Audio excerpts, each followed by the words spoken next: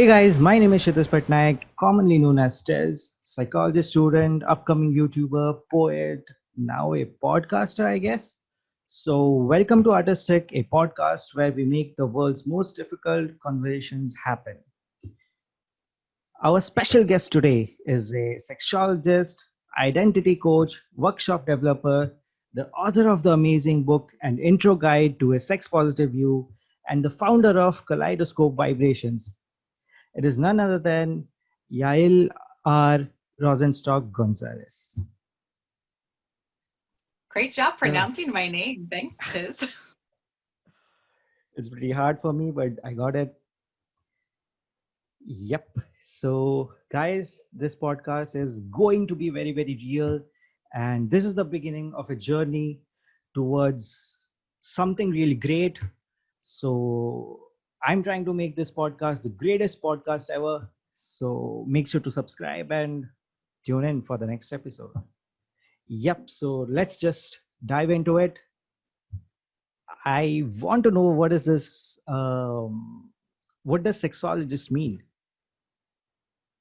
Sure. So, a sexologist is first off a title that most people haven't heard of.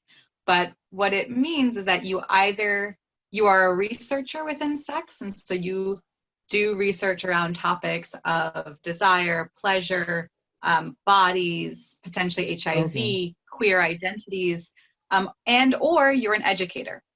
And I am both. I'm a Oh, researcher and an educator within the field of sex. oh, both of those. Great work.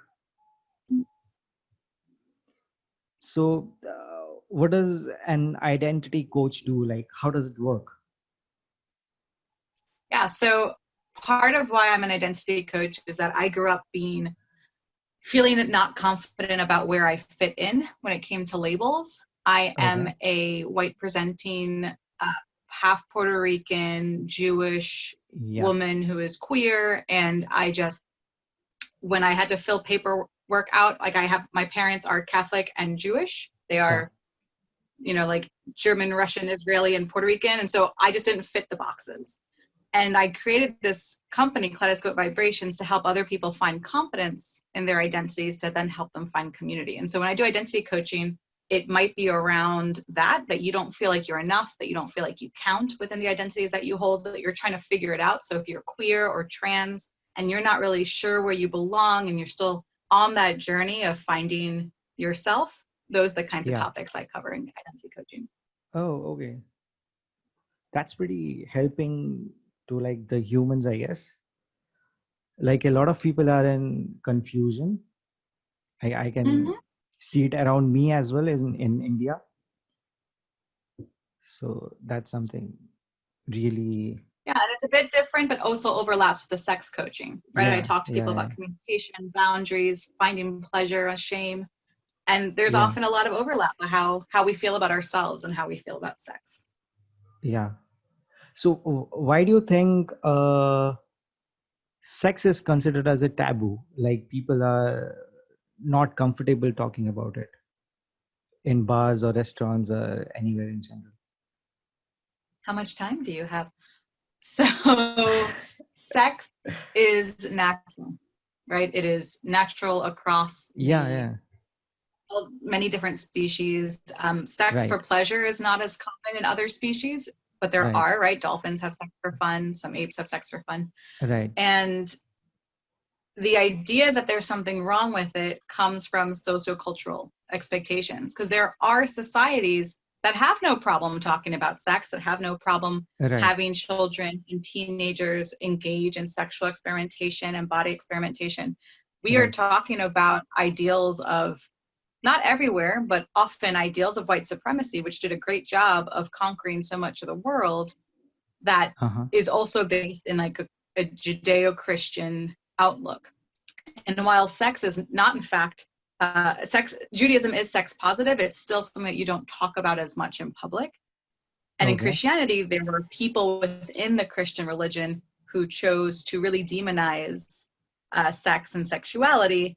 And I think that also, and Islam is also a religion in which it is sex positive. But the people right, who then go on to spread these religions incorporate their own beliefs, their own cultures, and their own doctrines, which Right. involves the idea that sexuality is wrong.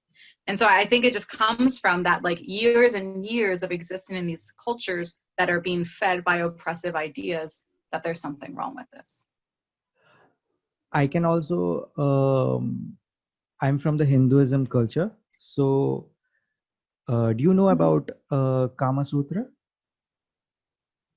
Yes.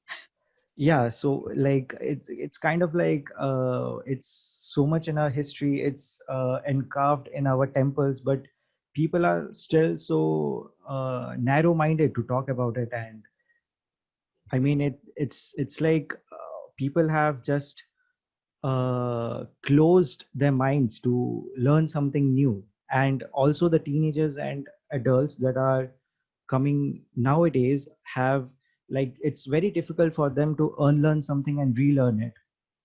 So it's Mm-hmm. it's it's it's going on a path that it should not go, where like people should feel free to talk about anything and everything, including sex. But it's something that is going into, I feel, uh, it's not going to happen until probably next 100 years.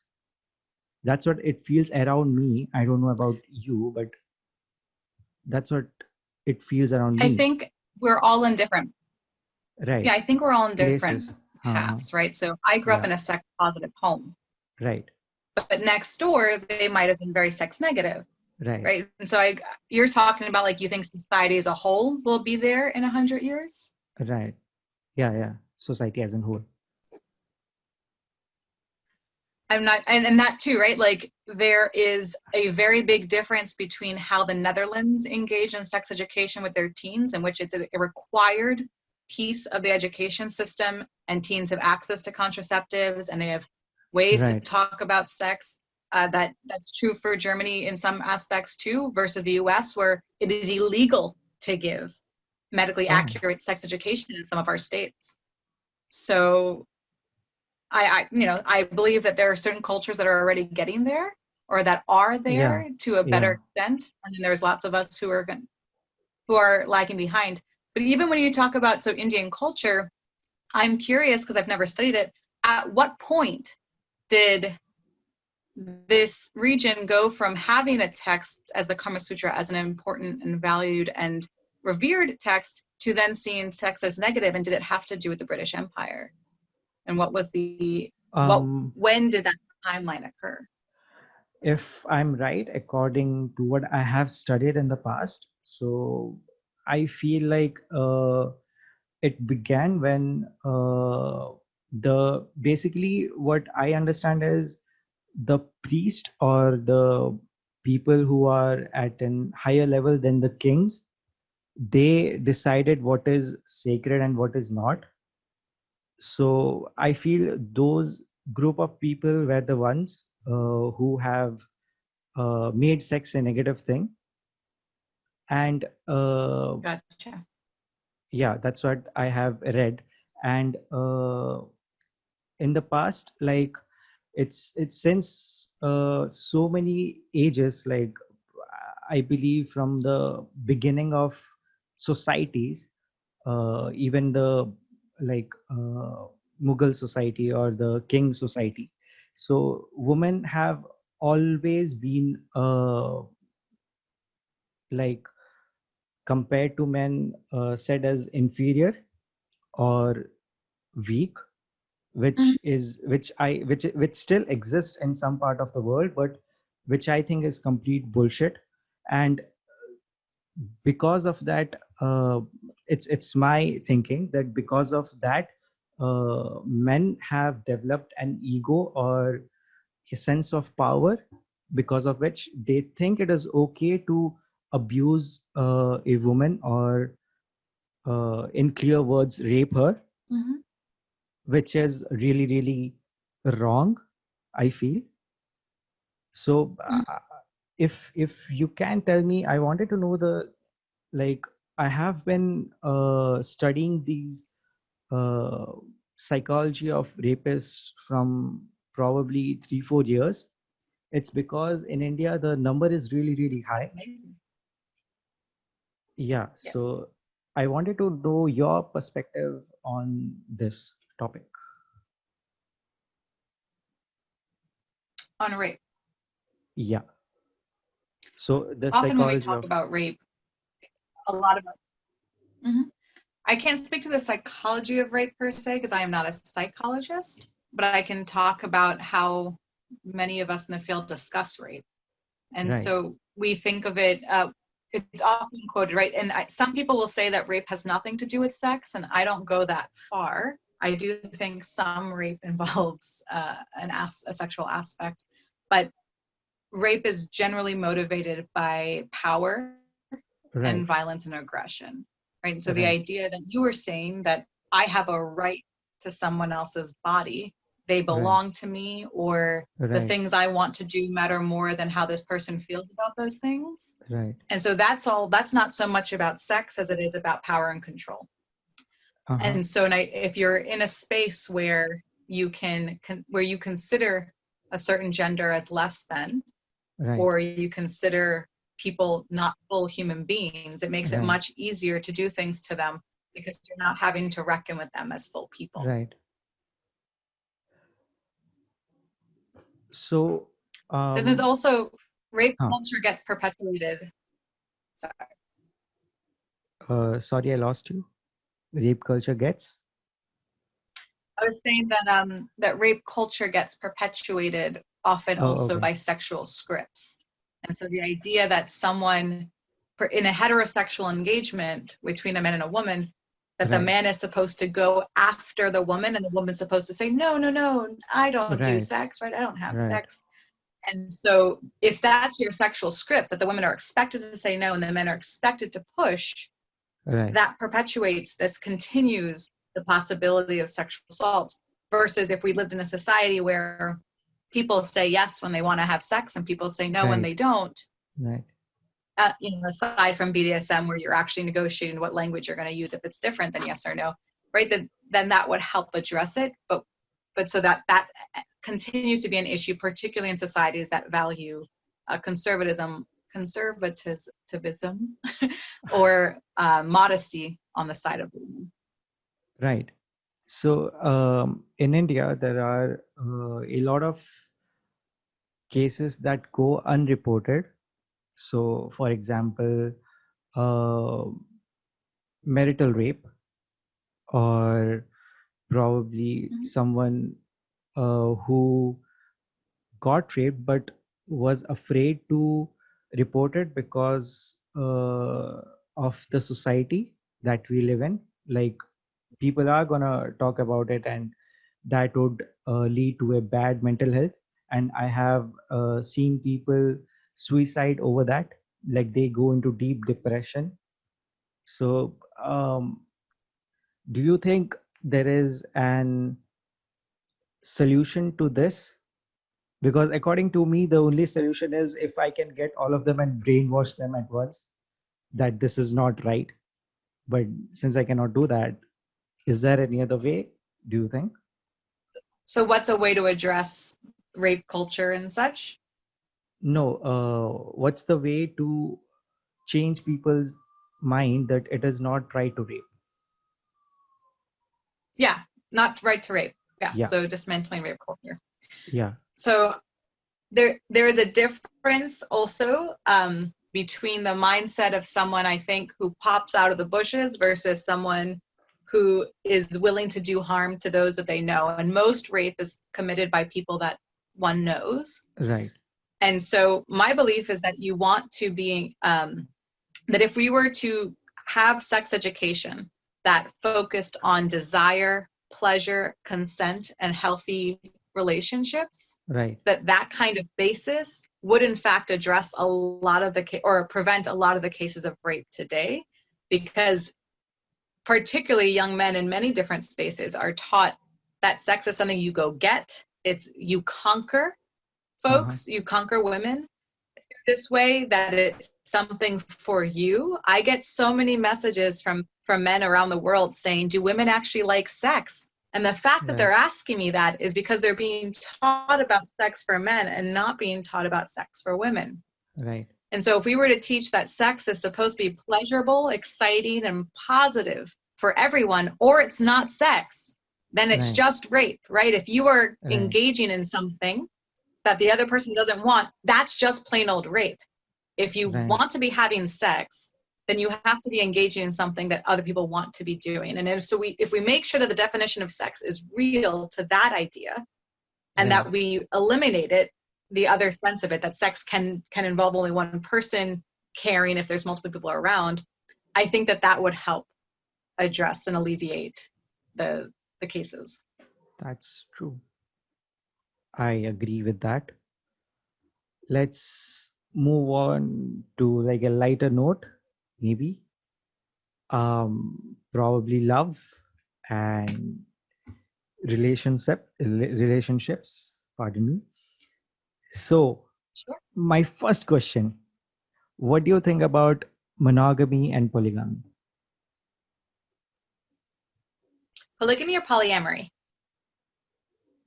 The word I got was polygamy, but if the opposite is that, then let's go with that. Sure. So I'll define them all first, and then I'll tell you what I Okay. feel about Okay. them. So Okay. monogamy is being with one person forever, Right. right? Right. One Right. relationship. Serial monogamy is being with one person at a time. So if you have Right. a girlfriend and then you break up and then you have another girlfriend or Right. boyfriend, that's serial monogamy. Right. Polygamy is one man and multiple women, or no, it might just be multiple spouses, Partners. because Oh. polyandry is one woman, multiple husbands. Oh. Oh. Okay. But polyamory does not require marriage. Polyamory is multiple loves. And so it's the idea that Okay. you can be in a relationship and romantic relationship and potentially sexual ones with more Right. than one person. Right. I believe that if monogamy were natural to humans, Right. then we would see it be more successful, right? Right. In the United States, the divorce rate is around 50%. That does not bode well for Low. the fact that Okay. humans are meant to mate monogamously. Right. However, I also think there are definitely people who are monogamous, and that is great. Right. The thing that I think is most important to stress is getting to know yourself and getting to know what your relationship needs are. I am a polyamorous woman, which means that Okay. I believe I can love multiple people at this. I can love multiple people at the same time Same and time. date Right. multiple people at the same time. Right. And it does, and that is the right way to love for me. But it doesn't Right. mean it has to be the right way to love for someone else. Everyone. Yeah. Okay. So then, what about do you believe in soulmates? So I call my best friend Catherine Colios my soulmate. We are Uh-huh. not romantic. We are completely platonic friends. And we have for years called each other soulmates. But I've never quite considered the idea of a relational partner, romantic relational partner, as a soulmate. I believe that there are many people in this world with whom I could be, that Right. I would be happy, because I experience love in a multitude of ways. And so I Right. don't quite believe in soulmates. I think that there might be a soulmate out for you, but it may or may not be related to romantic love. Uh-huh. Fair enough. Mhm. Okay, so what are your views on like a lot of people probably do long distance, and that obviously does not involve sexual or physical ways to love in it. So how do you think they manage, except the part of sexting and those things? So, how do romantic couples manage their sexual lives from a Right. distance? Right. Well, some romantic couples are asexual, in which case that's Haha. convenient for them. They're not having Yeah. sex anyway. Right. But for those who are sexual beings, like you said, they're sexting. We're on Zoom right now. You can be on Zoom together or some other platform, engaging Right. in, masturbation with one another. Right. there's phone calls. I published an article about seven tips to increase physical intimacy, and included quite a few that were for those who were distant, particularly because of COVID. And so that involved maybe setting up cameras apart from one another, and one partner telling the other one, I want you to touch your left nipple between your fingers, right? So something that is instructional, so that you're doing it together, even though you're apart. Apart. And then the other thing is there is polyamory.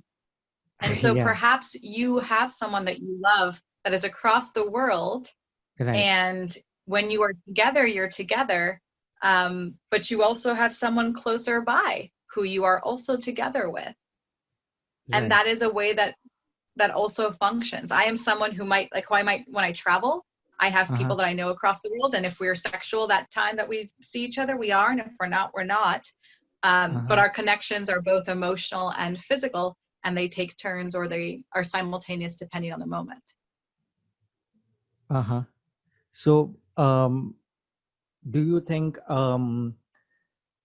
so that brings me to another question, that is, what if you have a monogamous partner, but then he or she is not okay with you being with other people, and so how do you manage that situation then? Yeah. And so I'll also add they, right? So that the person might be non-binary. So if you and your partner have chosen to be monogamous, and one of you have decided that it's no longer good for you, either that person one of you needs to budge, or that relationship ends. And I'm guilty of this as well, but I think people are so often focused on this idea that they have failed, their relationship has failed, there's something wrong with their love when a breakup happens. And so if a breakup happens, it's because you weren't meant to be, right? For whatever time period you were together, that's the time period you were meant to be together. And now this part of your life has ended, and you're moving on to something else. But we're always so fearful of the breakup. And it's if this doesn't make sense, then it doesn't make sense, and it's an opportunity for both of you to seek out what it is that you actually want. Right. So do you think, so can one marry a certain person and then also be with other people? Yeah. Then wouldn't that be... As long as you're honest about it. Otherwise, it's just cheating. Right. That's what I was getting to. But if everyone's aware, if everyone's aware, that's called ethical non-monogamy, right? That everyone has consented to the situation that they're in. Right. If you're married, though, and then you have sex with someone else and you don't tell your spouse, that's cheating, which is a life decision, not one that I recommend, because it's dishonesty, right? And dishonesty does not breed healthy relationships. Right. So what about people who have cheated on their partner, but then the partner, for example, there are certain situations when the partner is for the namesake, they say that it is okay if you want to engage with other people, but then once they do it, they feel jealous or similar kind of feelings. Then what should one do in that situation? Should they just let it go and break it off, or what? I mean, communication is key, right? To be clear, people in polyamorous relationships are still human. We still experience jealousy. We still experience problems, and we have arguments.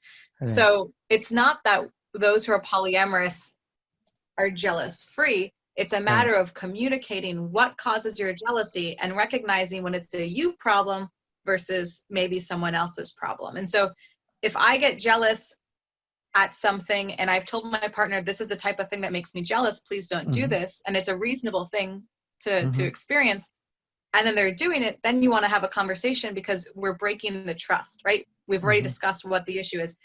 Now, if you say, this is okay with me, and then your partner does the thing that's okay with you, and then you get angry with them, that's a you problem. You have to figure out why you said one thing and then you changed your mind, which is fine. If you experience an emotion that you weren't expecting, that's totally natural as well. But it's an opportunity for you to do self-reflection, because often our jealousy stems from insecurity, right? That we feel something, we feel less than, we feel like our person might leave us. And so this is all about having those conversations and figuring out whether or not what you're doing works. But there's no one specific answer. Yeah. So it depends on the situation. Yes. Okay. So one last thing I wanted to ask you. I read this thing other day that, like, when you love someone, when you are in love with a certain person, their smell becomes like likable to you. It's very cheesy, kind of a romantic way. But when you break up or have a hatred feeling towards them, so then the smell changes into something like a disgusting smell. So how does that happen? Have you read about it? I don't know about the disgusting thing. Insofar as the smell thing is concerned, I remember, and I haven't looked it up, but I remember reading about a study where they had specifically women with vulvas who were on birth control and some who were not on birth control smell the t-shirts, the sweaty t-shirts of men who had penises. Right. And those who were not on birth control, what they liked the most was apparently like compatible biologically with them, right? That they would produce healthy babies. And those who were on birth control, their noses were not capable of that. And so it's not even just liking someone. It's like someone with a vulva. It seems like our noses are able to find healthy baby makers, healthy sperm donors. Right. When not on hormonal birth control. So insofar as like the smell disgusting you, I think that probably has to do with things in general. Like if the sight of them then makes you feel like blech, or like any reminder, that's more about your emotional state, that the scent is reminding you of your emotions. Right. Yeah, so I'm not going to name the religion because it might make some conflicts, but there are certain religions who have said in their holy text that being gay is wrong and it is full of hatred and stuff like that, which I think is complete bullshit, and it's just meant to spread hatred, which is like, I don't agree with it at all. But those people I will say it, the Abrahamic faiths have that doctrine. Yeah. However, I'm naming them because I want to be specific, right? The religions that come from the Abrahamic religions, Christianity, Judaism, and Islam, all have pieces that involve that are anti-gay. But guess what? Smoking is against all of those religions.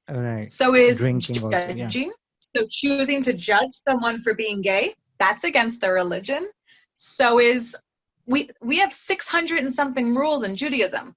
Let me tell you, I don't think that being gay is on the top of the list. And I know that it's not on the top of the list because there's literally a list and there's 10 major ones. Like, don't kill. That's a major list item.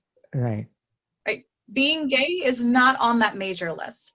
And so sure, there are rules about that, but if you're choosing to focus on creating hate through that religion, I hope that you're following all other 612 laws. And if not, my advice to you is to shut your face because you have no place to talk from. True. You cannot choose to judge someone if you are not right. And I'm Jewish, so I don't follow Jesus, but I think it was Jesus who said, let the first sinner cast this earth, like something like, he who has not sinned cast the first stone. And so no human has the right to judge someone on this because no one is without sin. Okay. One, I'm just saying last, but this is the final thing. How do people who have closed minds accept different like two things, accept like different sexes rather than just accepting he or she, and also how do people who are close-minded accept talking about sex and making it a normalized thing? So as someone who does not self-identify as a closed-minded person, Right, that's hard for me to speak to. But what I will say is that when I've spoken to others who are very like, there's only two genders, there's only two sexes, the right, thing that I find the most useful, and even though facts normally don't work, is to right, literally say, biologically, humans don't come in only two sexes, right, right? Because there's this assumption that because humans are male or female, then they can only be men or women.